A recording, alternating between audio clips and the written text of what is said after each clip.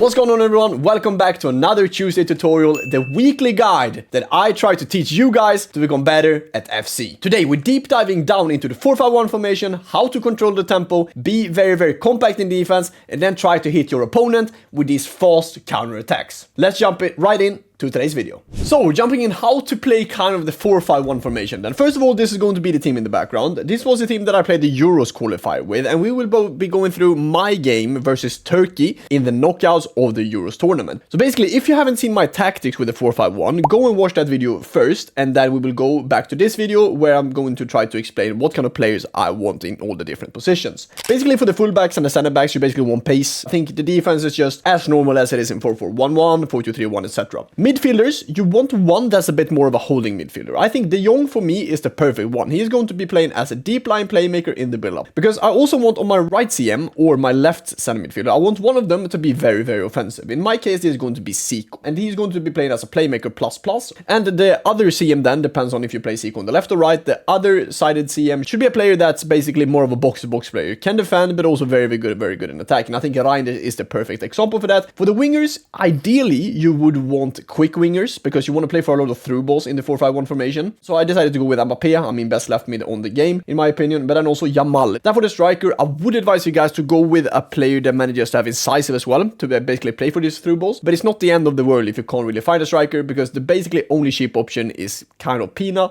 or Team of the Week Harry Kane. But I would still advise you guys to get a proper striker that's good in front of goal, has a few playstyles in terms of finishing, because that striker will be included a lot, both in your build-up, but also being inside the box. The main thing in the 4-5-1 is that we want to have our wingers triggered, but also want to find our striker and kind of bounce that pass off the striker. Once I get the ball here with Stam, my only thought is basically to try to find one of my midfielders. I decided to go with De Jong. And it's also very important to have three midfielders that has a really good passing playstyles. But the main thing, look at the minimap now, you see that Pina is basically standing in the middle. And so once we find Pina here, I want to bounce this pass back, and then at this time when I get this pass to Reinders, I can just take space in front because I basically broke his whole midfield line with one pass. I made one pass through his whole team to be able to find Pina, and from here I can play. And as you see, Mbappé, he has his arm forward, means that I sent Mbappé in behind. The thing that I do then is that I find Pina, but after this I decide to send Zico, and after this I decide to send Pina, and after this you see that Yamal is making a run in behind, and this is the key. You want to have players running, because then the opponent can't just track back with the CM all the time. You will be able to make these throw balls like I did with Zico here in the background. Yamal goes down to ground, foul with Nuno Mendes, and I managed to get a penalty, and I managed to slot it home to make it 7-5. Overall, great build up, and that's a wrap for another Tuesday tutorial, how to play the 4-5-1 formation. Thank you for watching. I'll catch you guys in the next one.